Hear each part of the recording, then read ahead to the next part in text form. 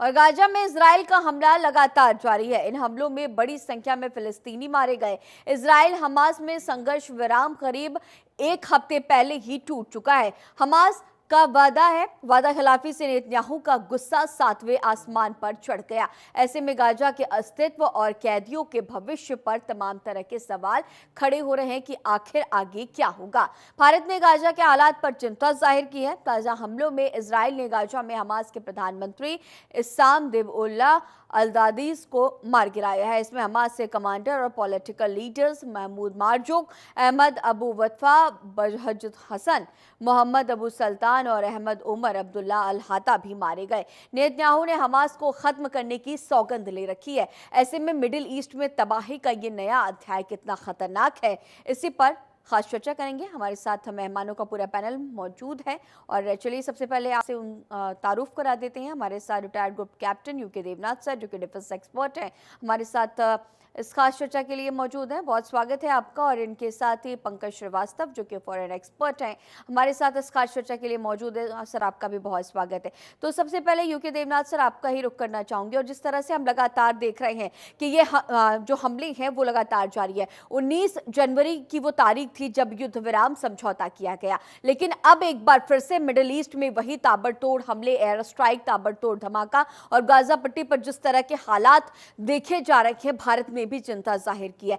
आगे अगर आने वाली स्थितियों की हम बात करें, क्योंकि जिस तरह से हमने देखा इजराइल बार बार अपने 59 बंधकों को छुड़ाने की मांग करता रहा, लेकिन हमास की तरफ से बंधकों को नहीं छुड़ाया गया, उनके वीडियोस रिलीज किए गए। लेकिन इन सब के बीच अब जिस तरह के हालात बने, आने वाले दिनों की अगर हम बात करें तो कितनी मुश्किलें और आने वाले वक्त में गाजा पट्टी पर देखी जाएंगी, और जो गाजा की जो मासूम जनता है वो इसका भुगतान कर रही है।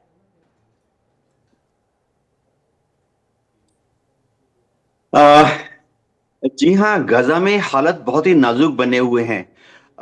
बहुत ही दुखदाई हालत बने हुए हैं। पिछले 3 दिन से लगातार इजराइल की एयरफोर्स गाजा में हमास के ठिकानों पर हमला कर रही है, लेकिन आज तक 500 से ज्यादा गाजा के जो निवासी हैं, उसमें ज्यादातर औरतें, बूढ़े और बच्चे हैं, वो मारे गए हैं।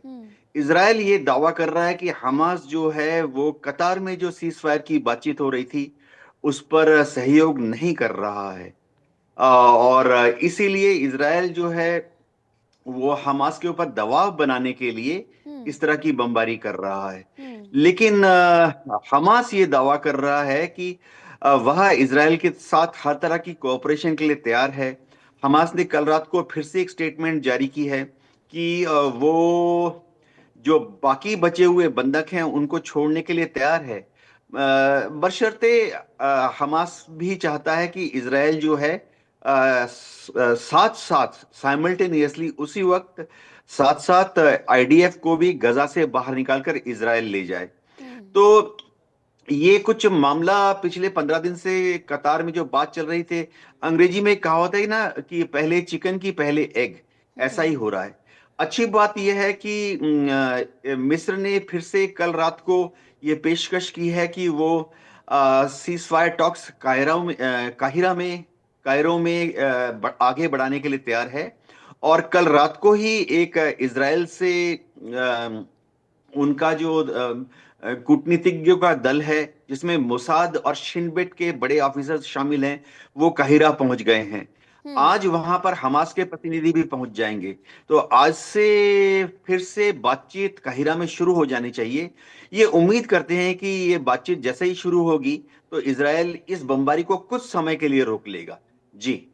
और ठीक है सर, आपके पास फिर से लौटूंगी। पंकज सर भी लगातार हमारे साथ मौजूद है। सर, अब जिस तरह से हम देख रहे हैं कि स्थितियां जो है वो अब बद से बदतर होती जा रही है मिडिल ईस्ट में, ऐसी उम्मीद नहीं की जा रही थी। और साथ ही साथ जिस तरह से हमने देखा इजराइल लगातार हमले कर रहा है, नेतन्याहू का सपोर्ट करते भी डोनाल्ड ट्रंप नजर आ रहे हैं इस दरमियान। और यही डोनाल्ड ट्रंप जो कि लगातार कहते रहे हैं मिडिल ईस्ट में शांति की दरकार की बात करते रहे हैं, और अब वो सपोर्ट भी करते हुए नजर आ रहे हैं। तो सर, आने वाले दिनों की अगर हम बात करें तो किस तरह से हालात बनते हुए नजर आएंगे? इसके साथ ही जिस तरह से हम ये भी देख रहे हैं कि सहयोग की भी उम्मीद अब हमास करता हुआ नजर आ रहा है तमाम मुस्लिम कंट्रीज से। वो उम्मीद जता रहा है, अबू धाबी समेत तमाम ऐसे देश है, मुस्लिम कंट्रीज है, जिनसे उम्मीद कर रहा है कि वो उनकी मदद करेंगे और ये जो युद्ध है उसे शांत कराएंगे।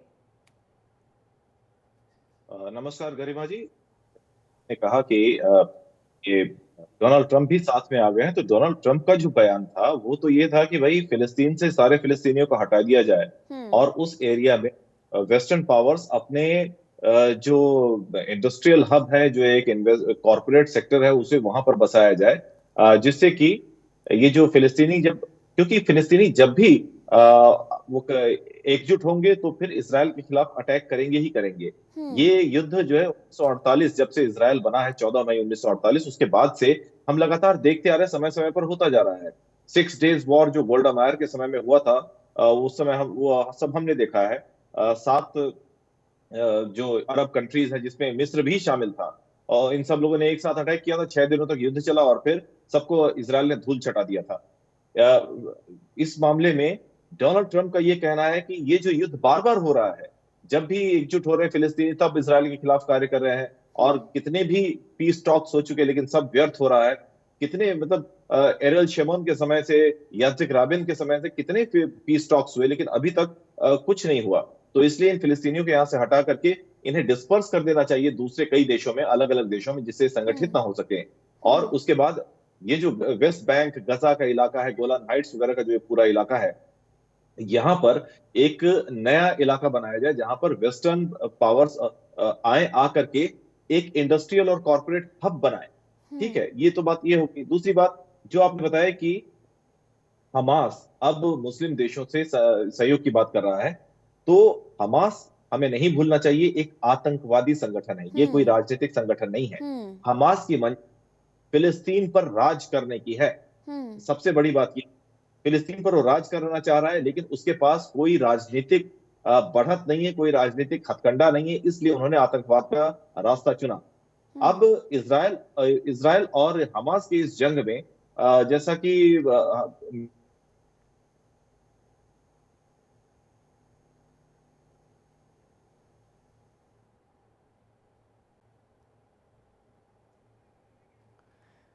ठीक है सर, और आपके पास फिर से लौटूंगी। यूके देवनाथ सर, अब आपका रुख करना है कि जिस तरह से हालात बनते हुए नजर आ रहे हैं, भारत इस दौरान गाजा पट्टी में जिस तरह से हमले लगातार किए जा रहे हैं उस पर चिंता जाहिर कर रहे हैं, तो आने वाले अगर हम दिनों की बात करें तो क्या कुछ स्थितियां तमाम ऐसे जो पावरफुल कंट्रीज हैं वो क्या कुछ क्योंकि उनकी प्रतिक्रियाएं भी बहुत महत्वपूर्ण होती हैं किसी भी वैश्विक स्तर पर अगर कोई भी युद्ध चल रहे हैं, तो अब ऐसे में भारत का भी इंटरफेरेंस क्या आने वाले दिनों में देखा जाएगा? क्या अमेरिका जो ये जंग चल रही है उसमें किस तरह से अमेरिका के इंटरफेरेंस देखे जाएंगे? और इसके साथ ही ये जो युद्ध है जो इतने लंबे वक्त से चल रहा है, साथ ही साथ अभी हम जिक्र भी कर रहे थे कि हमास जो कि एक आतंकी संगठन और तमाम मुस्लिम कंट्रीज से गुहार लगा रहा है मदद की, तो क्या ऐसे तमाम जो देश है, जो तमाम मुस्लिम कंट्रीज है, क्या इनकी मदद करते हुए देखे जाएंगे? हालांकि जो हालात जिस तरह से बनते हुए नजर आ रहे हैं, फिलिस्तीन की जो जनता है वो जो इसका फल है उन्हें ही मिल रहा है। जी हाँ, गर्मी जी, जहां तक भारत सरकार है, भारत सरकार ने बार बार यही कहा है कि इस युद्ध का समाधान बातचीत के जरिए निकलना चाहिए। हम्म। गौरतलब बात यह भी है कि भारत सरकार फिलिस्तीन के लोगों के प्रति एक सहानुभूतिपूर्ण रवैया रखती है, और यासर अराफात के समय से ही भारत सरकार ने फिलिस्तीन को रिकॉग्निशन दी है। हम्म। पीएलओ थी उनकी ऑर्गेनाइजेशन, पैलेस्टीन लिबरेशन ऑर्गेनाइजेशन, और भारत सरकार ने उसके बाद फतह, अल फतह और अभी हमास, नाना कारणों की वजह से भारत सरकार ने अभी तक हमास को बैन नहीं लगाया है। तो भारत अभी भी भारत में अभी भी फिलिस्तीन की एम्बेसी कार्यरत है, हम्म। और हमास जो है वो भारत से भी उम्मीद करता है कि भारत इजराइल के साथ बातचीत करेगा और इजराइल को, नेतन्याहू को कन्विंस करेगा कि वो बातचीत करें। जहां तक दुनिया भर के मुस्लिम देश हैं या अरब मुल्क हैं, उन्होंने लगातार अमेरिका या इजराइल का ही रुख सपोर्ट किया है। किसी भी मुस्लिम देश ने, या 56 मुस्लिम देश हैं दुनिया में, या अरब देश हैं, पर्शियन गल्फ कंट्रीज हैं, इन्होंने पिछले 17 महीने की लड़ाई में सिर्फ बयान जारी किए हैं हम्म। फिलिस्तीन के लोगों के समर्थन में या हमास के समर्थन में। हम्म। किसी भी अरब मुल्क ने कोई कार्रवाई नहीं की। कार्रवाई से मेरा कहने का मतलब है ये नहीं कि हमला कर दें, जैसे कूटनीतिक कार्रवाइयां होती हैं कि आप वहां पर अपनी एम्बेसी बंद कर दें तेल अवीव में, अरब देश चाहते हैं, अगर चाहें गल्फ कंट्रीज अगर चाहें तो बोल सकते थे कि इजराइल अपनी एम्बेसी उनके देश में बंद करके वापस जाए। ये भी हो सकता था कि ओआईसी या पेट्रोलियम प्रोड्यूसिंग कंट्रीज जो हैं वो अपनी कच्चे तेल की पैदाइश को 1-2% कम कर देते अमेरिका पर दबाव डालने के लिए, या कच्चे तेल की सप्लाई इसराइल को कम कर देते, बंद कर देते। तो किसी भी मुस्लिम देश ने या अरब देश ने अभी तक इस तरह की कभी कोई कार्रवाई नहीं की है। तो हमास क्या चाहता है इन अरब मुल्कों से कि वो जाहिर बात है कि कोई भी Arab country, Muslim country, Jordan हो, मिस्र हो, सऊदी हो, कोई भी हमला तो नहीं करेगा इसराइल के ऊपर, लेकिन हमास चाहता है कि थोड़ा वो इसराइल के ऊपर ज्यादा दबाव डालें। जहां तक यूरोप की बात है, यूरोपियन यूनियन लगातार नेतन्याहू के ऊपर ज्यादा दबाव डाल रहा है कि वो बातचीत करके इस युद्ध को बंद करने की तरफ अग्रसर हों।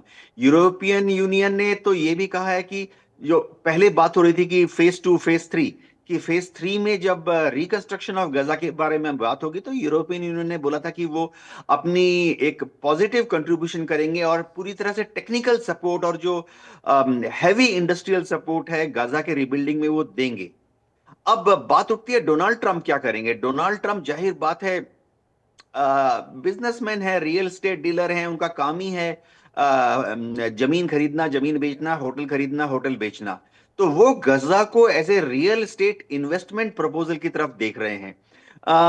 जाहिर बात है, उन्होंने कहा था कि फिलिस्तीन के लोगों को वहां से कहीं भेज दो, जॉर्डन भेज दो, सऊदी भेज दो, या मिस्र में सिनाई में भेज दो, और फिर गाजा का रिडेवलपमेंट करेंगे। लेकिन मिस्र ने भी मना कर दिया, सऊदी ने भी मना कर दिया, जॉर्डन, सीरिया, सभी ने मना कर दिया कि वो कोई भी गाजा के रिफ्यूजी को अपने यहां नहीं लेंगे। तो इसके बाद अब ढाक के 3 पाल डोनाल्ड ट्रंप कह रहे हैं कि गाजा में रीडेवलपमेंट हो, उसके लिए जाहिर बात है लड़ाई बंद होनी चाहिए। लड़ाई कब बंद होगी? जब इसराइल बम गिराना बंद करेगा। काहिरा में जो बात चालू हो रही है उसके कुछ पॉजिटिव रिजल्ट आने चाहिए, लेकिन जब तक अमेरिका इसराइल को बॉम्ब्स देता रहेगा तब तक इसराइल बॉम्ब्स गिराता रहेगा। मैं दर्शकों को बता दूं कि इसराइल की आर्म्स इंडस्ट्री जो अभी जो बॉम्ब गिरा रहे हैं 1,000 पाउंड या 2,000 पाउंड के, यानी 500 किलो के बॉम्ब या 1,000 किलो के बॉम्ब, ये इसराइल में नहीं बनते हैं, ये अमेरिका में बनते हैं। और अमेरिकन एयरफोर्स की जो स्ट्रेटेजिक एयरलिफ्ट कमांड है, जैसे C5A स्टार लिफ्टर है या C-17 ग्लो मास्टर है, हर रोज वो अमेरिका से टेक ऑफ करते हैं, इन बॉम्ब्स को लाके इसराइल की बेन गुरियन इंटरनेशनल एयरपोर्ट पे उतारते हैं। अमेरिका अगर ये बॉम्ब्स देना बंद कर देगा तो जाहिर बात है अगले 2-3 दिन के अंदर इसराइल में बॉम्ब का स्टॉक खत्म हो जाएगा। अमेरिका को पहल करनी पड़ेगी। जी गरिमा जी। ठीक है सर। पंकज सर, अब आपका रुख करना चाहूंगी, जिस तरह से हम हालात देख रहे हैं और हमास के प्रधानमंत्री को भी मार गिराया है इसराइल ने, अब ऐसे में हमास की तरफ से भी क्या आने वाले दिनों में हम प्रतिक्रियाएं देखें? क्योंकि जिस तरह से हालात बनते हुए नजर आ रहे हैं, हमास का गुरूर भी कहीं भी थमता हुआ नहीं देखा गया, क्योंकि लगातार इसराइल जब युद्ध विराम था तो इसराइल अपने बंधकों को छुड़ाने की मांग कर रहा था, लेकिन उनके वीडियोज रिलीज किए जाते थे, लेकिन बंधकों को नहीं छोड़ा गया हमास की तरफ से, और जिसकी प्रतिक्रियाएं अब हम देख भी रहे हैं। जहां तक जी की बात की कि उसका गुरूर नहीं टूट रहा है, गुरूर तो तभी टूट गया जब उसने 57 मुस्लिम मुल्कों से अपना सपोर्ट मांगा कि आप लोग हमें सपोर्ट करिए। अब हमास के पास जो है सप्लाई लाइन इसराइल ने एक तरह से काट दी है। अब हमास जो है बैकफुट पर आ गया है, लेकिन फिर भी हमास ने इस जंग को अपनी मूंछों की जंग बना रखा है। अगर 59 बंधकों को हमास तुरंत छोड़ दे तो ये जंग तुरंत खत्म हो जाएगी।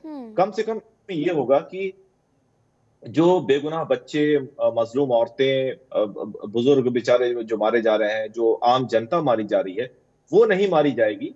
उसके बाद जो होगा, अगर बंधकों को छोड़ दिया जाए, इसराइल ने तो तय कर रखा है कि हमास को खत्म होने तक हम ये जंग जारी रखेंगे। इसराइल अभी रुकने वाला नहीं है। बेन्यामिन नेतन्याहू भी जो है वो इसलिए ये जंग नहीं रोकने वाले क्योंकि अंदरूनी तौर पर अगर वो इसराइल के अंदर देखें, उनके ऊपर भ्रष्टाचार के तमाम आरोप लगे हुए हैं। उनकी सरकार गिरने के कगार पर पहुंच चुकी थी, तो उसकी वजह से भी बेन्यामिन नेतन्याहू युद्ध नहीं रोकेंगे। दूसरी बात यह हो गई कि हमास जो है उसे बुद्धिमानी दिखाते हुए अब ये जंग खत्म कर देना चाहिए, लेकिन हमास यहाँ पर एक बददिमागी वाला काम कर रही है, जो अभी भी ये लोग बंधकों को अपने पास रखे हुए हैं। अब बंधकों को अच्छी कंडीशन में तो रखेंगे नहीं, इनके अपने लाले पड़े हुए हैं कि कहाँ रह रहे हैं, कहाँ खा रहे हैं, कहाँ बच के, हर बार इसराइल के बम से बच के कहाँ भाग रहे हैं ये लोग। हम्म। ऐसी कंडीशन में इन्हें बंधकों को रिहा करके जंग को यहीं खत्म कर देना चाहिए, या फिर जंग को सिर्फ हमास और इसराइल के बीच में महदूद कर देना चाहिए। लेकिन हमास जो है एक स्केप गोट के तौर पर इन बंधकों को अपने पास रखा हुआ है, क्योंकि जब तक, हमास भी ये बात जानता है, जब तक ये बंधक इनके पास हैं उस समय तक इसराइल ऐसा हमला नहीं करेगा जिससे कि पूरी तरह हमास नेस्तो नाबूद हो जाए, क्योंकि इसराइल को अपने बंधक भी छुड़ाने हैं। इनमें एक अमेरिकी बंधक भी है जो कि यूएन की पीस कीपिंग फोर्स के साथ शायद, या फिर मेडिकल फोर्स के साथ वो काम कर रहा था वहां, जो अभी हमास के कब्जे में है। उसे अभी तक हमास ने रिहा नहीं किया है। तो आने वाले समय में देखिए, हमास तो बैकफुट पर आता जा रहा है, और इसराइल जो है, क्योंकि इसराइल के पास, इसराइल एक देश है, उसके पास एक प्रॉपर फोर्स है, उसके पास डिप्लोमेटिक सपोर्ट है, स्ट्रेटेजिक सपोर्ट भी है अमेरिका का और वेस्टर्न पावर्स का। तो वो सपोर्ट जो है हमास के पास नहीं है। और वहीं दूसरी तरफ जो देश जो है, अरब देश, ये जो फिलिस्तीन के ये जो रिफ्यूजीज हैं, इन्हें नहीं अपने देश में ले रहे हैं, वो हमास को किस तरह से सपोर्ट करेंगे, या सोचने वाली बात है। क्योंकि इसराइल से कोई भी अरब देश जो है वो दुश्मनी मोल नहीं लेना चाहेंगे, क्योंकि इसराइल भले ही समय युद्ध में फंसा हुआ है, लेकिन इसराइल में साइंस एंड टेक्नोलॉजी का बोलबाला है, वहां एजुकेशन का बोलबाला है, और इसराइल जो है एक रे ऑफ होप है, एक लाइट है पूरे अरब मुल्कों में। और ये जो अरब मुल्क हैं ये भी समझ गए हैं कि जंग से कुछ होने वाला नहीं है।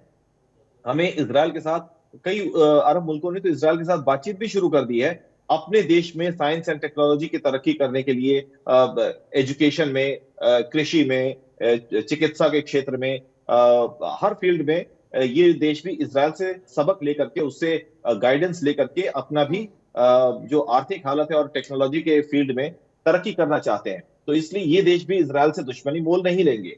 तो हमास जो है अब एक अलग थलग और बैकफुट पर आता जा रहा है। अंततः देखिएगा, मुझे जैसा लगता है, इसराइल, हमास को फाइनली जितने भी बंधक हैं उन्हें रिहा करना ही होगा। और इसराइल जो है ये रुकने वाला तब तक नहीं जब तक कि हमास का पूरी तरह सफाया नहीं कर ले, क्योंकि कल फिर ये हमास वाले उठेंगे, उठ करके फिर इसराइल पर हमला करेंगे, जैसा कि 7 अक्टूबर 2023 को इन्होंने किया था। गरिमा जी।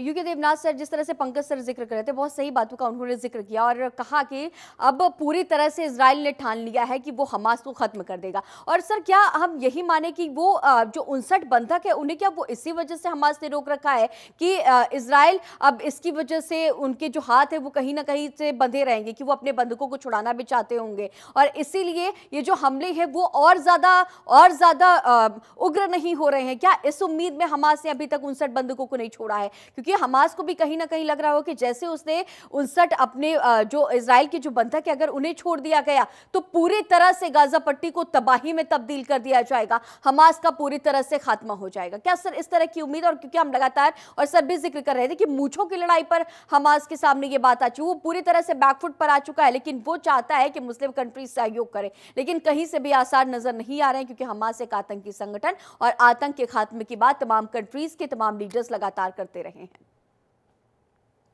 हाँ गरिमा जी, देखिए, कोई भी मुस्लिम कंट्री सामने आके इजराइल से होस्टाइल बिहेवियर नहीं करेगी। इसके बहुत सारे कारण भी हैं। देखिए, इजिप्ट ने, मिस्र ने 1978 में इजराइल के साथ अमेरिका के इन्फ्लुएंस में आकर कैंप डेविड एग्रीमेंट साइन कर लिया था। दोनों मित्र बन गए हैं। अगर हम जॉर्डन की तरफ देखें तो जॉर्डन के किंग अब्दुल्ला ने भी 1994 में इजराइल के साथ treaty of peace and friendship sign कर ली थी, और ये मान लिया था कि वेस्ट बैंक जो है वो हमेशा हमेशा के लिए अब इजराइल का हिस्सा बन गया है। हमें भूलना नहीं चाहिए कि 1967 के युद्ध के पहले तक वेस्ट बैंक जो था वो जॉर्डन का ही हिस्सा था, ट्रांस जॉर्डन कहलाता था। तो जॉर्डन भी अब मित्र बन गया है ट्रीटी ऑफ फ्रेंडशिप साइन करने के बाद। जहां तक सऊदी अरेबिया की बात है, पिछले साल 2023 के 7 अक्टूबर में जब हमास ने हमला किया, उसके एक दिन पहले तक अरब प्रतिनिधि, जो सऊदी प्रतिनिधि और इजराइल के बीच में बात हो रही थी, और अमेरिका में बात हो रही थी कि किस तरह से सऊदी उस वक्त बहुत उत्सुक था अब्राहम एकॉर्ड साइन करने के लिए इजराइल के साथ। बाकी जितने अरब मुल्क हैं वो बहुत ही निहायत कमजोर हैं। सीरिया की हालत हमने देख ली है क्या है। बशर अल असद पिछले 10 साल से गृह युद्ध में फंसे हुए थे। लेबनान की अपनी आंतरिक हालत बहुत ही कमजोर है।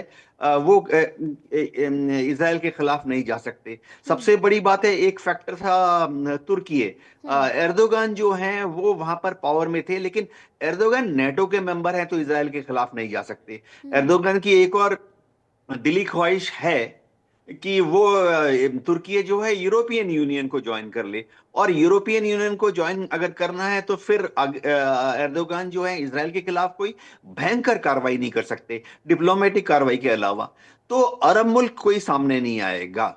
जहां तक इन बंधकों की बात है गरिमा जी, जो शिनबेट की एनालिसिस है उसके हिसाब से इन बंधकों में से करीबन 24 बंधक ही शायद जिंदा हैं, और बाकी जो 35 बंधक हैं वो शायद मृत हो गए हैं पिछले 17 महीने में, सिर्फ उनकी डेड बॉडी है। तो जाहिर बात है हमास जो है उसको एक ही आशंका है कि अगर उसने इन 24 जिंदा बंधकों को वापस कर दिया तो उसके हाथ में फिर नेगोशिएट करने के लिए यानी कुछ भी नहीं बचता है। तो हमास इन 24 बचे हुए जिंदा बंधकों को तुरुप के इक्के की तरह इस्तेमाल करना चाहता है।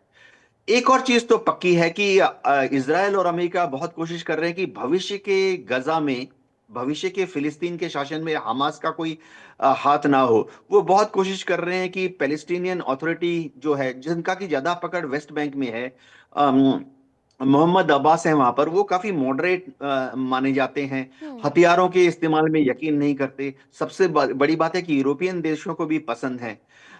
शायद अमेरिका, इजराइल और यूरोप ये कोशिश करेंगे कि पैलेस्टीनियन अथॉरिटी ही भविष्य में गजा पट्टी पर एडमिनिस्ट्रेशन करे। तो लेकिन क्या हमास खत्म हो जाएगा? देखिए, मैं मिलिट्री एक्सपर्ट के हिसाब से बोल रहा हूं, क्योंकि हम लोगों ने दुनिया भर में 100 से ज्यादा आतंकवादी मूवमेंट कह लीजिए, या लिबरेशन मूवमेंट कह लीजिए, या दहशतगर्द मूवमेंट कह लीजिए, कुछ भी कह लीजिए, स्टडी किए हैं अपने सर्विस में। होता क्या है कि आतंकवादी मूवमेंट में आप जब किसी को मारते हैं, उसका परिवार, उसके दोस्त हमेशा के लिए आपके दुश्मन बन जाते हैं। कोई भी रेगुलर, भारत में भी ऐसे पंजाब में हमने देख लिया, नॉर्थ ईस्ट में देख लिया, कश्मीर में देख लिया, अभी छत्तीसगढ़ नक्सल में देख रहे हैं। होता क्या कि जितने उग्रवादी होते हैं, कोई उसको आतंकवादी बताएगा, कोई उसको दहशतगर्द बताएगा, कोई उसको आजादी का दीवाना हम कहते हैं कि बीएलए और टीटीपी आजादी के दीवाने हैं। होता क्या है कि यहाँ एक ट्राइबल मानसिकता होती है कि परिवार में एक किसी के पिताजी को अगर, अब तो जैसे हो गया कि पिछले 3 दिन की बमबारी में जो 532 नागरिक मारे गए हैं गजा में, उसमें 200 से ज्यादा बच्चे हैं। अब ये जो बच्चे मारे गए हैं 200, इनके चाहे पिताजी हो, उन बच्चों के बड़ा भाई हो, या उन बच्चों के रिश्तेदार हो, वो हमेशा वो अगले 10 20 30 साल 50 साल में भूलेंगे नहीं कि इसराइल ने एक दिन उनके छोटे से बच्चे को जो 2 साल का था उसको बम से उड़ा दिया। तो ये मानसिकता है वहां पर।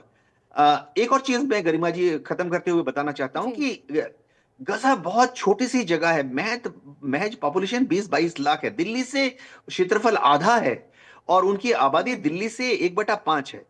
50,000 लड़ाके हैं उनके पास। अभी तो मोसाद दावा कर रही कि उन्होंने और एडिशनल रिक्रूटमेंट कर लिए।